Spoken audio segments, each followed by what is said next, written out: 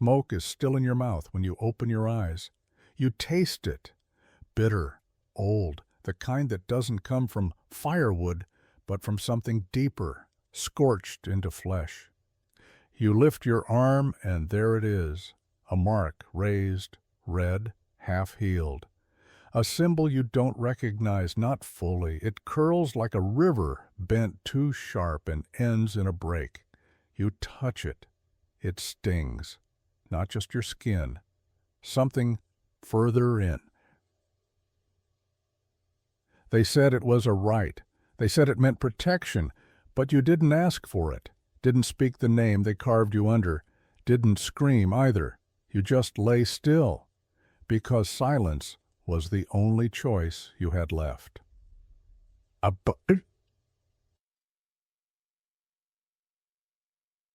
They don't call you by your name anymore.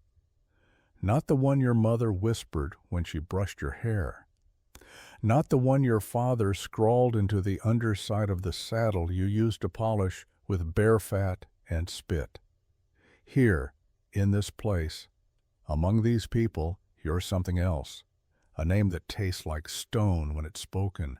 A name that wasn't born in your mother's mouth, but branded into your back like livestock.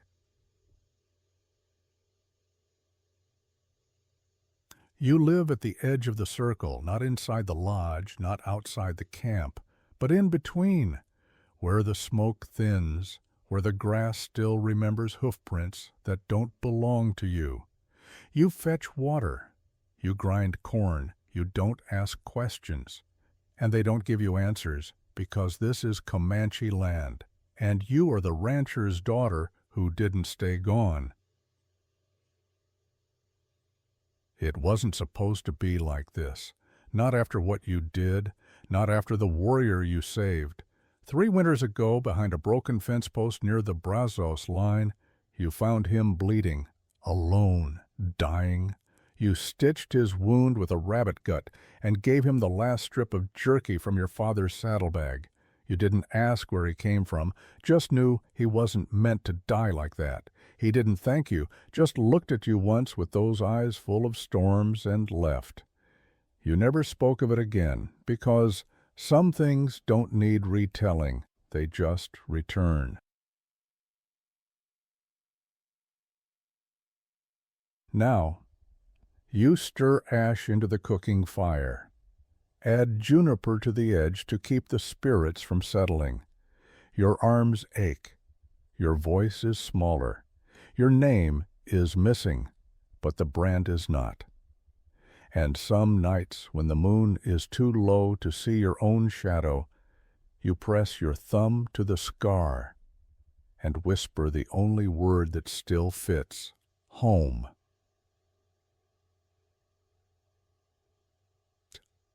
No one hears it, but the wind turns when you say it, and the ground grows still, as if something just recognized the sound of your breath again. If stories like this help you breathe easier, you know where to find more. Let me know what time it is where you are, and if you're listening alone tonight. Now dim the lights, maybe turn on a fan for that soft background hum, and let the story come to you. You try once, just once, to say it out loud, your name, the one you were born under. You wait until the fire is low and the village sleeps, wrapped in deer hide and thunder dreams. You crouch by the stream behind the far lodge, the one where moss grows between the stones. You whisper it. The syllables feel brittle, too thin for your teeth, too round for this land. It doesn't echo, just sinks, like a coin dropped into muddy water. The next morning, you ask the oldest woman if she remembers the word they used for return. She looks at you sideways and says nothing, then goes back to drying berries. You ask again, a softer voice this time. She speaks in Comanche, low, steady, but not to you. To the cradle she's weaving from cedar strips and sinew. You understand none of it, but her fingers keep moving, looping, tightening, closing the circle. Stuma. They call you Sauta. It means wild one found walking. You never chose it. They never asked. It's better than the name they muttered when you first arrived. Trader's pet. You earned that one when you stood in front of the fire and didn't flinch as the brand hissed onto your shoulder. Not because you were brave, but because you refused to cry in front of the man who bought you from your father.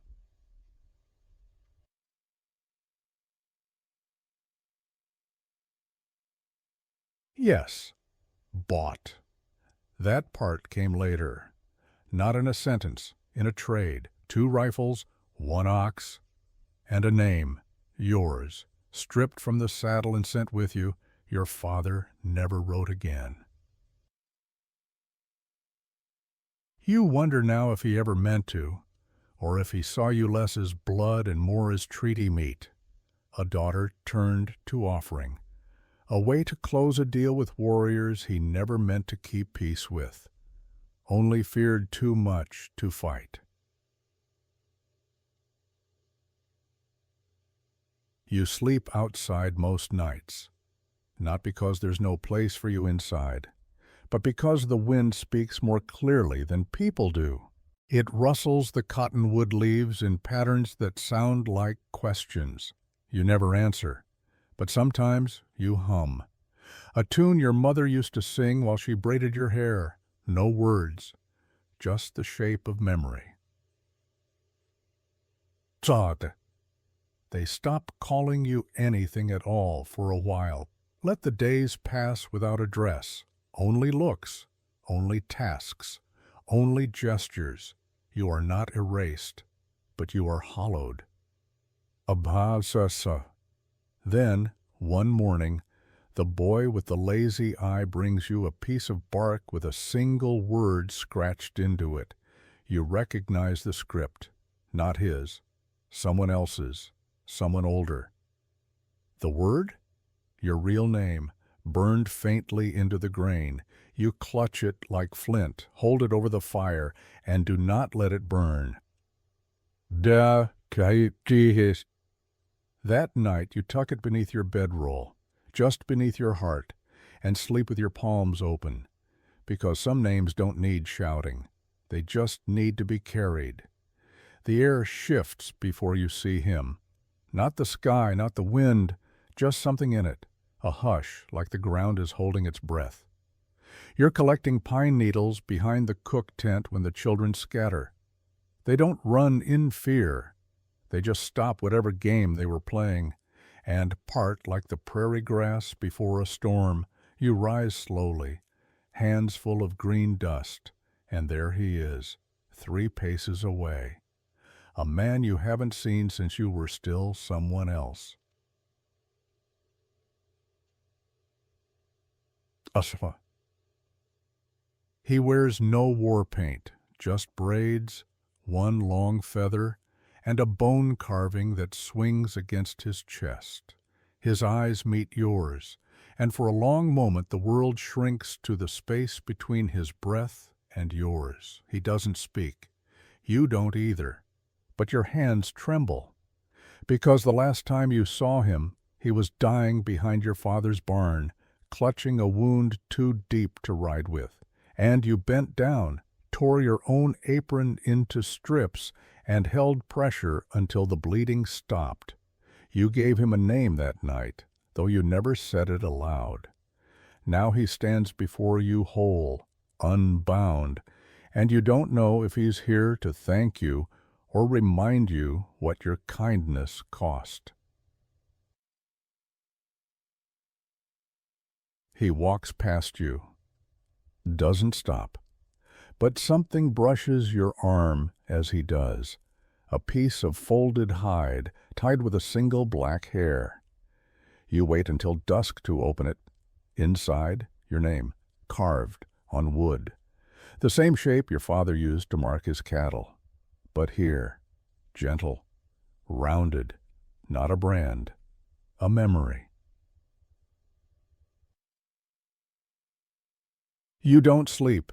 You sit beside the fire pit long after the coals go black, running your fingers over the curves of each letter. He doesn't come back that night, but the name stays, and you hold it in your lap like it's breathing. The next day, a new pot of paint appears beside the central lodge. Red ochre, reserved for ceremony. Someone sets out a bone flute, and a piece of hide large enough to stretch a name across. You don't ask who it's for, because deep in your ribs, you already know. The sun sets slow that night, like it knows something is coming. The fire circle is smaller than usual, no dancing, no laughter. Just bodies seated low to the earth, breath held like the space itself is sacred. You're led forward by the elder woman, not by hand, just by glance. The warrior sits across from you, still silent, still watching. In front of him lies a strip of hide, stretched taut between two stones. The bone flute rests beside it. The ochre paint waits in a shallow shell. No one says your name, because no one here remembers it fully, only him. And now, you. He picks up the paint, dips 2 fingers, then leans forward and draws a single line across the hide.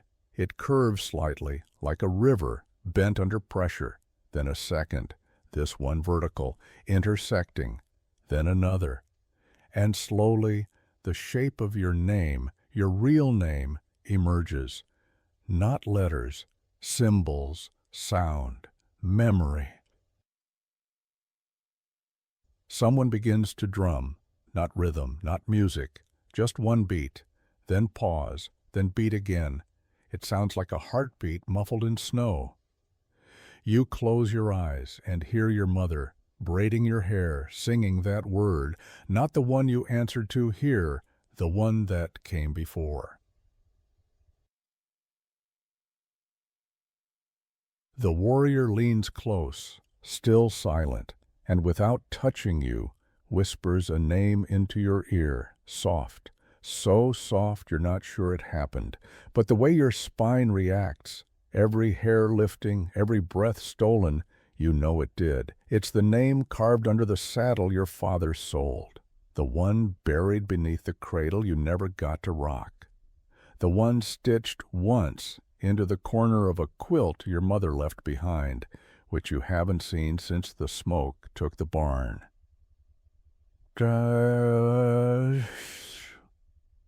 Your lips part, but you don't say it, not yet. It's not ready, not until you give it back. He dips the flute into the ash from last season's fire and marks a dot beside the painted name. Then he sits back. Nothing else, no speech, no claim, just breath. The elder stands, says nothing, but nods. Then all rise, and leave you sitting there, alone with the drum still echoing in your chest, alone with the name vibrating behind your ribs. You press your fingers to the hide, trace the curves. The paint smudges slightly under your touch. You smile, because names aren't supposed to last forever on hide. They're supposed to live under the skin. The next morning you wake to quiet. Not silence, just the kind that holds things gently, wind brushing over hide. A few soft voices near the smokehouse. No drums, no ceremony. But something is different. Your blanket feels heavier. You sit up and see it at your feet. A single hawk feather, laid careful, clean, tied at the shaft with red thread. Not many here wear that kind. You touch it once, feel the smoothness of the quill, the ridge of bone along its spine. It's not a gift, it's a mark, a reminder of survival or of something unsettled. Later, when you walk the camp, no one mentions it, but they see. A few avert their eyes. A few bow their heads. The children glance at your shoulder where the brand still raises pale against your skin. You didn't put the feather there, but someone did, and now the whole village carries the question of whether you deserved it. The cook pulls you aside as you pass the fire pit. "Don't take it as pride," she says. You frown. "Then what?" She hands you a strip of leather, blank new. Tie it to the feather if you choose to carry it. Let them know it's not a name, it's a burden. You nod, because it is. All of it. The kindness, the survival, the choices you didn't make. You find the warrior near the horses, brushing one of the young ones, slow and steady. You hold out the feather, ask, "Was this you?" He shakes his head. "No. Then who?" He doesn't answer, just says, "Only the ones who see your shadow long enough get to mark it." You hold his gaze. "And you?" He runs a hand down the horse's mane. "I don't need a feather to remember you." That night you tie the leather to the quill, hang it outside your tent, let the wind move it, not as a banner, as a confession. You don't know what the mark means yet, but you know what it doesn't. It doesn't erase the brand. It doesn't rewrite your name. It only whispers, "She's still here, Edna." In the dark, you kneel by the hide where he painted your name. It's faded a little. You dip your finger in leftover ash, trace it again, then say it, out loud, your name, your true one. Not for the camp, not for the wind, just for you. And it settles into the night like smoke, sharp, slow, and not going anywhere. The elder finds you mending a pouch by the fire. She doesn't speak, just sits beside you, knees slow to fold, hands rough with years of bark peeling and ash sifting. She lays something in your lap, a blanket rolled tight, dyed dark with age, stitched in wide, slow spirals that never quite close.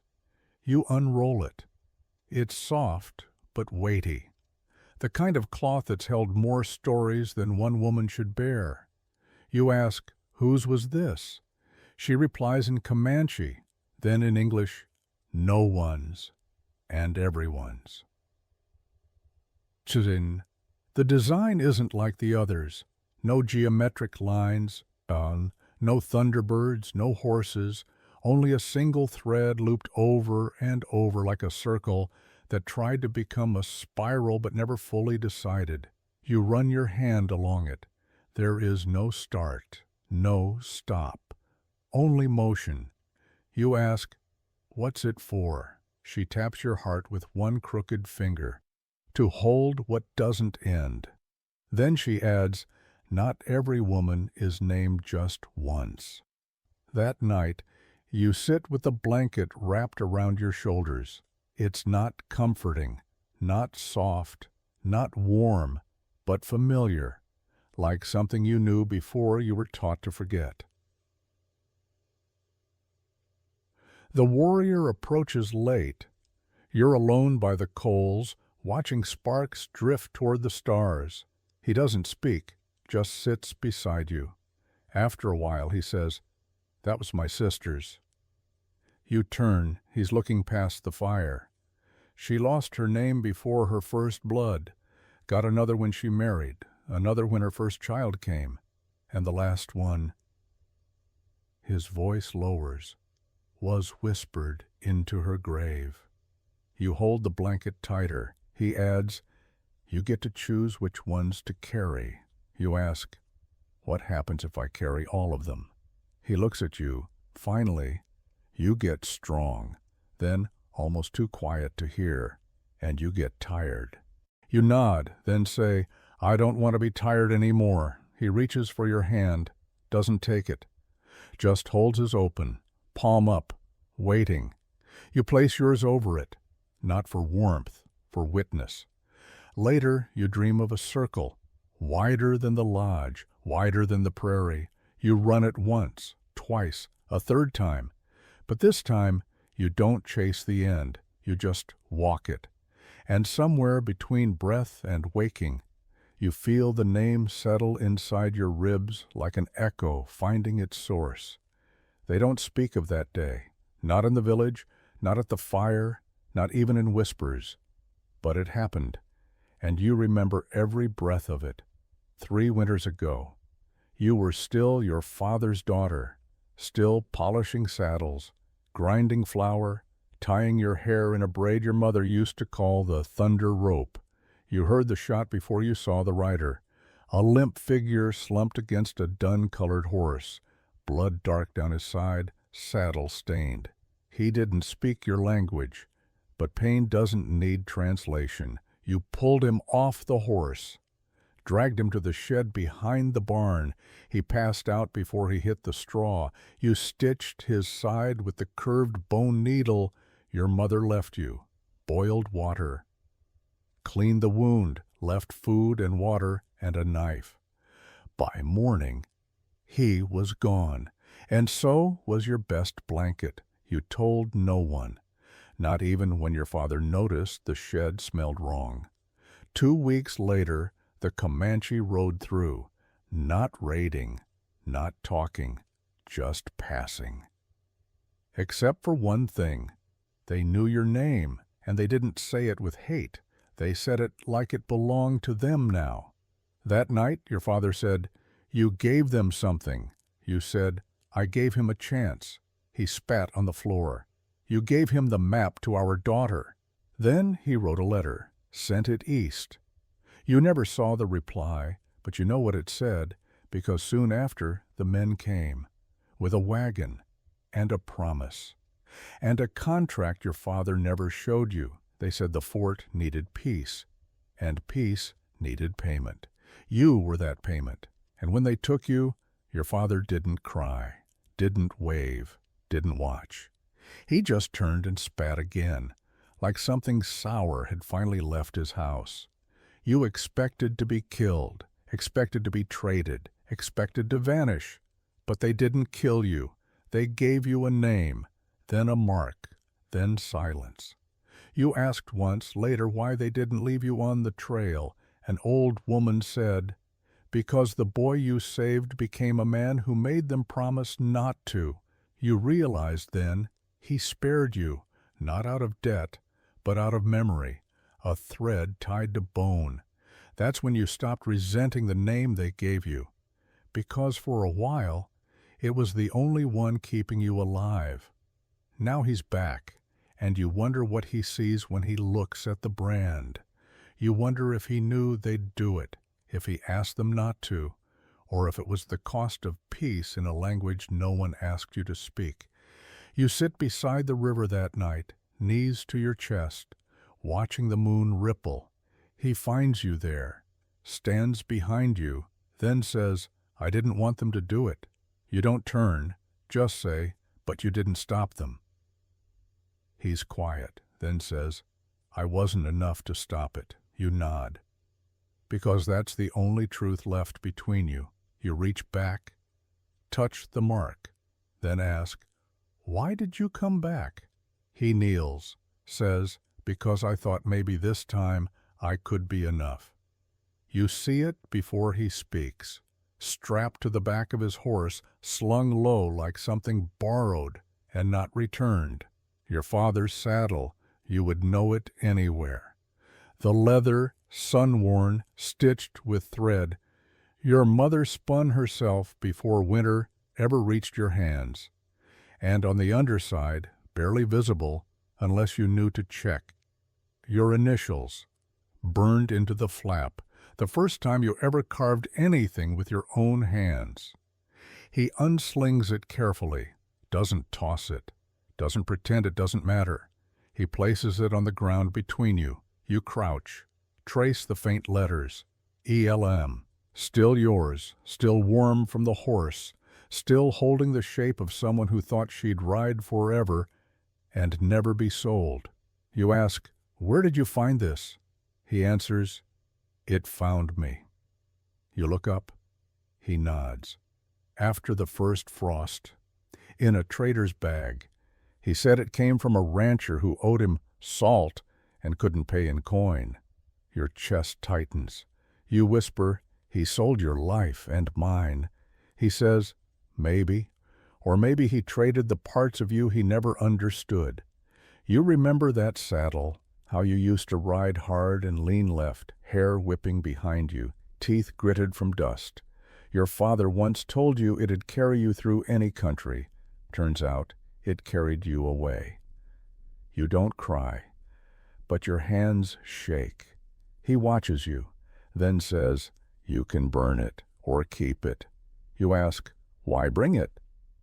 He shrugs. "Because I thought it was yours." You nod, then whisper, "It still is." That night you sit with it near the fire, scrape the dried blood from the stitching, polish the iron buckle, and when you flip it over again, the initials seem clearer, like they waited for you to see them now, not as the girl who carved them, but as the woman who survived them. You tie the hawk feather to the front horn, not to honor the man who gave it to you, to honor the girl who wore it once without knowing what it meant. Then you bury the saddle's old strap under the fire pit. Let it smolder, not burn. Because not everything from the past needs to be erased. Some of it just needs to be put down. In the morning, you find a piece of hide beside your tent, drawn on it a saddle, yours, but beneath it, in new ink, a single line. Some names don't ride, they return. You fold it once, slip it into your blanket roll, and keep walking, because you're not done writing.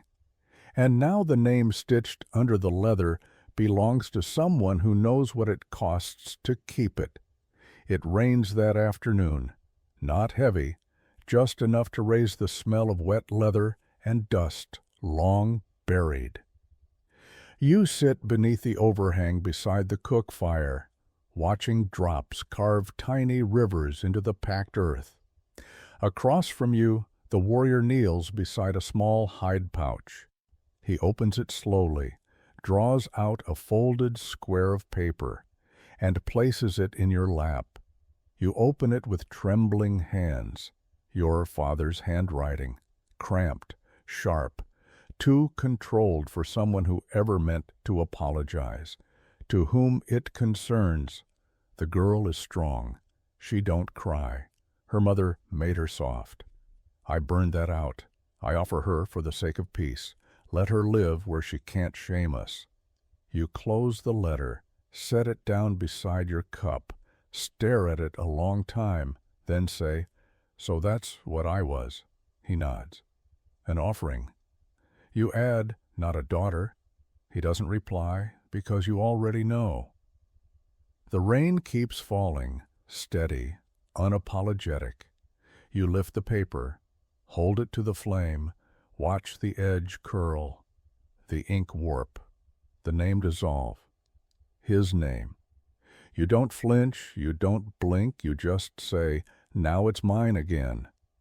Later, you walk to the bluff, where the wind hums low and the grass bends just enough to make a sound like old cloth moving.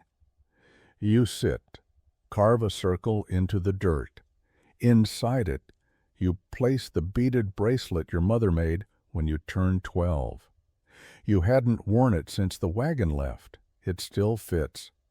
But it doesn't belong on your wrist now. It belongs in the earth, with the name that was taken, with the girl who didn't get to choose. The warrior finds you an hour later. He watches you finish burying the bracelet, then says, "You're not lost." You shake your head. "I was given away. That's different." He nods. "You're not anymore." You look up, meet his eyes. Ask, "Then what am I now?" He answers without hesitation, "Named."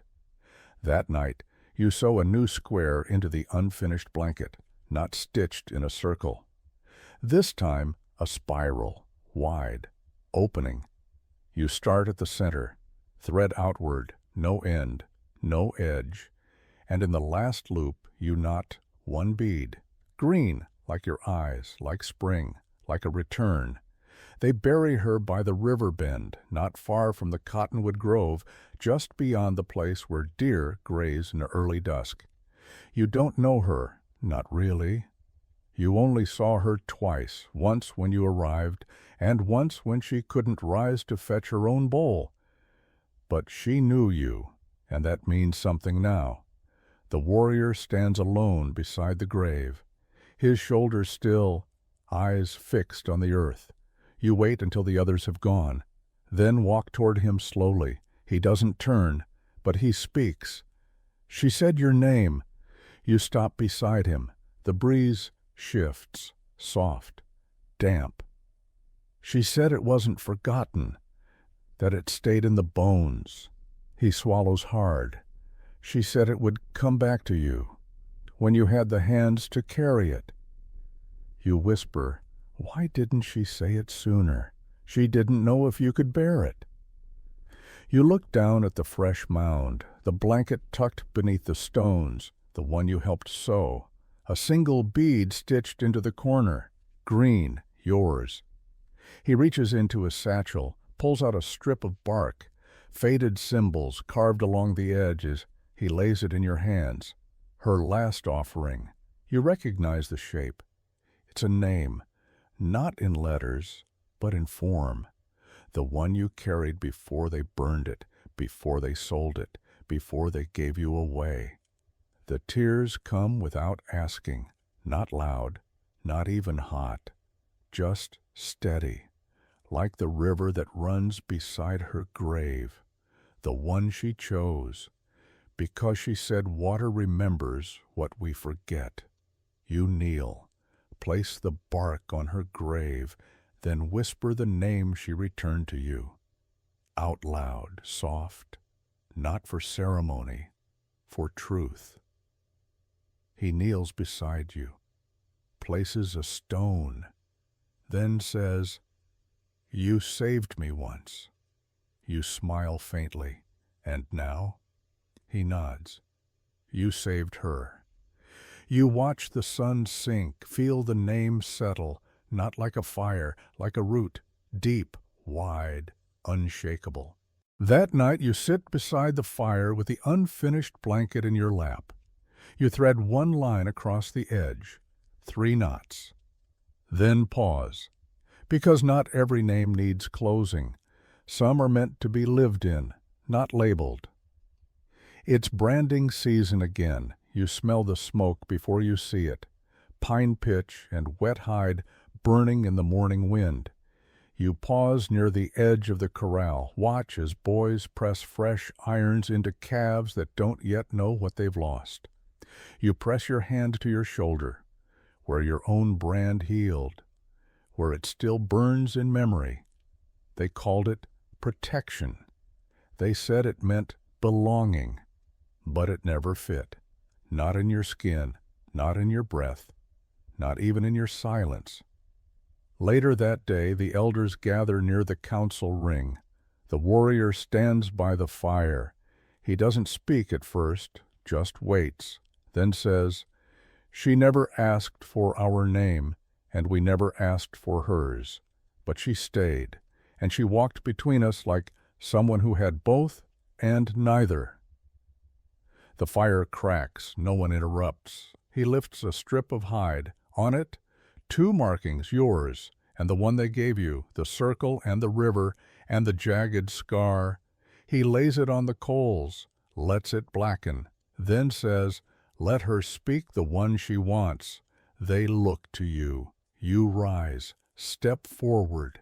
No blanket, no braid, just you. You open your mouth.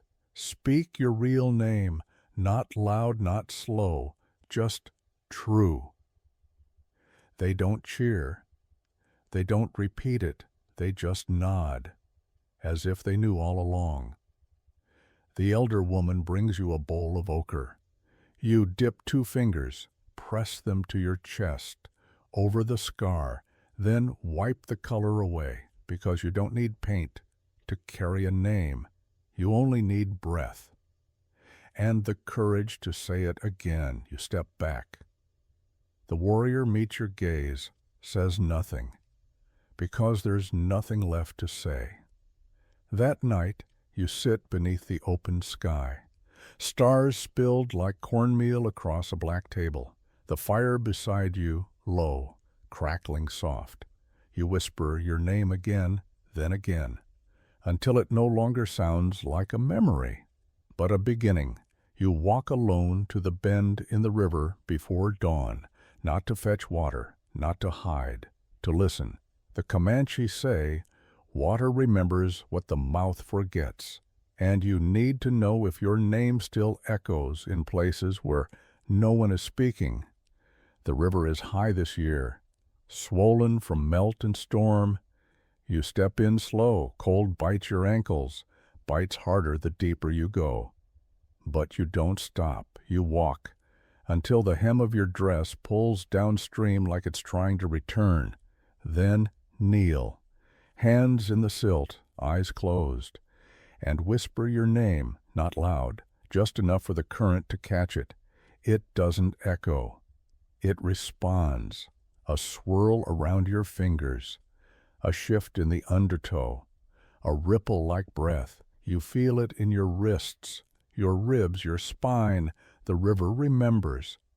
So you say it again, this time louder, and the wind rises to carry it. When you stand, you are soaked through, but lighter, like something was washed from your bones and offered back in another shape. You leave a stone on the bank before you go, a flat one, carved on the underside with the mark you once thought belonged to cattle. But it didn't. It belonged to you. Back in camp, the warrior waits. He doesn't ask where you went, just hands you a length of twine and a shell bead, carved smooth by river teeth. You string it onto the blanket's last edge, then wrap it around your shoulders like armor or like breath. That evening, a child asks what your name is. You kneel, press your palm to her chest, and say, "Mine is the one that came back." She smiles, says hers, then runs off to tell the others, not your name, her own. You smile. Because now they all understand. A name isn't something given. It's something you return to again and again, like a river, like a home. He waits outside your tent for 3 nights, doesn't knock, doesn't speak, just sits near the fire and carves. A feather, a spoon, once a tiny horse from pine, always something small, never something that asks for more. On the 4th night, you step out and sit beside him. He offers you nothing, not a gift, not a vow, not a name, just the silence, the kind that doesn't press, the kind that makes room. You watch him work. The knife glints, the shavings fall. His hands move slow, practiced. You ask, "What are you carving now?" He says, "A cradle." You blink. For who? He doesn't look up. For the story. You both sit in that for a long time. Then he adds, "It's not for a child. It's for what came back when your name did." You nod, because you know, he says, "You don't owe me anything." You smile, faint. "That's the only reason I'll stay." He stops carving, hands you the half-finished piece. It's rough, unbalanced. The wood hasn't decided yet if it wants to be vessel or shape. You turn it in your hands, then say, "I want to finish it." He nods once, leaves the knife beside you, rises, walks away, still offering nothing, still waiting. That night you carve, slow, your hands sure but not rushed. You trace each curve like it matters, because it does. Not because it will carry life, but because it already has, yours. At dawn, You hang it near your bed, not as proof, not as pride, but as memory of the moment no one asked for your name anymore, because they already knew it. You wake to find a second carving outside your door. The same cradle, smaller, smoothed, wrapped in a square of deerskin with 3 green beads tied at the knot. You don't open it, not yet. You just hold it in both hands and let it warm against your chest, because sometimes the gift is the waiting. They call the gathering under a moon just shy of full, no reason given, no rite named. But you know, this is not ceremony. This is acknowledgement. The fire burns low, slow, thick with cedar and sage, no drums, only breath, and the crackle of flame against night. The circle opens for you, not wide, just enough to pass through. You step forward, barefoot, the blanket draped across your shoulders. You carry nothing else, no badge, no saddle, no token, only your name, and the cradle carving you finished with your own hands. You stand across from the warrior. He doesn't move, doesn't bow, he simply watches, not to weigh you, but to remember you, exactly as you are.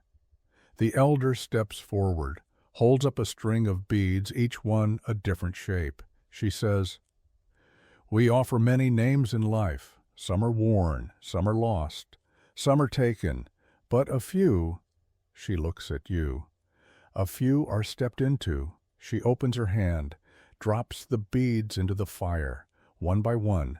Yours is the last. Green.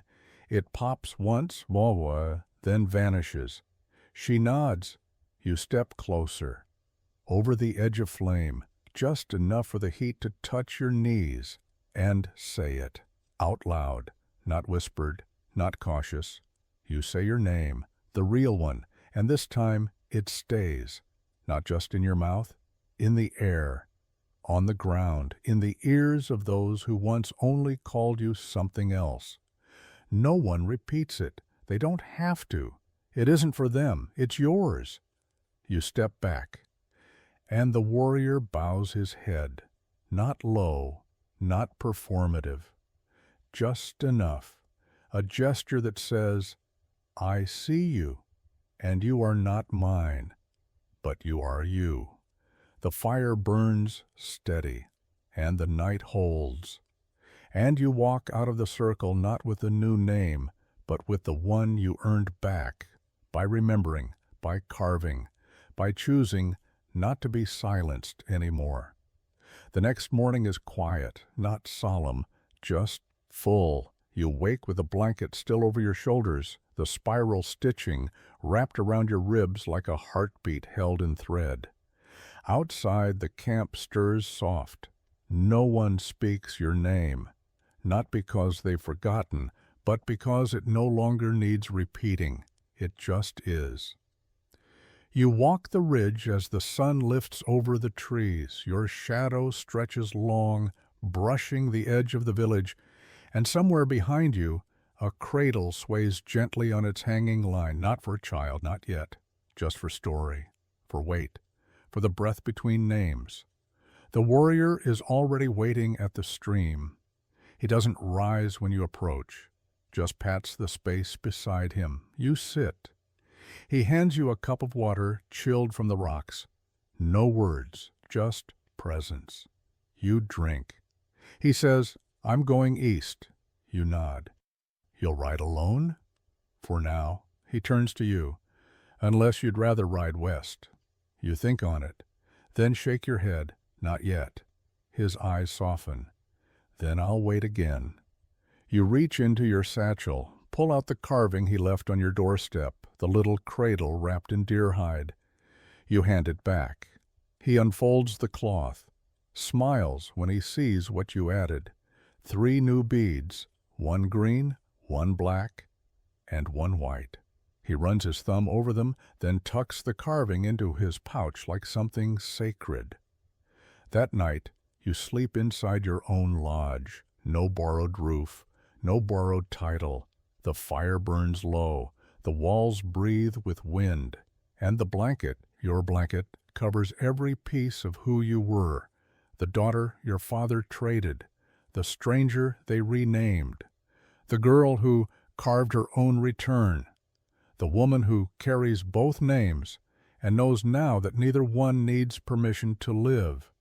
You dream of nothing, because finally there's nothing left to run from, only ground and a cradle.